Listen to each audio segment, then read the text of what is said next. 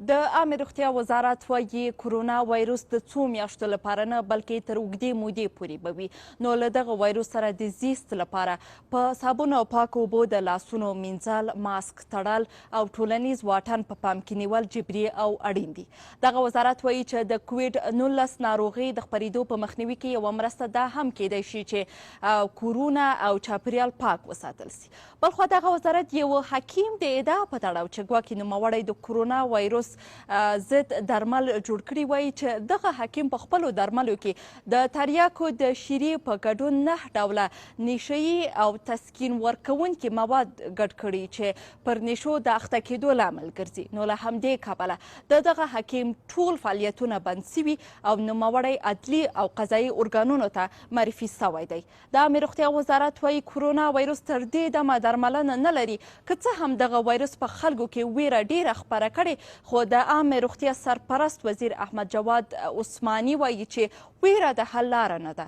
او د دغه وایروس په وړاندې رواني او صحي مبارزه ډیره اړینه ده. بلخوا دغه وزارت د طبي اکسیجن د کمښت په تړاو وایي چې اوس به په کابل او ځینو نورو ولایتونو کې دغه ستونزه مخ په هوارېدو ده ځکه چې د عامې روغتیا وزارت په کابل کې د طبي اکسیجن د تولید له 6 شرکتونو سره هوکړه لاسلیک کړې ده.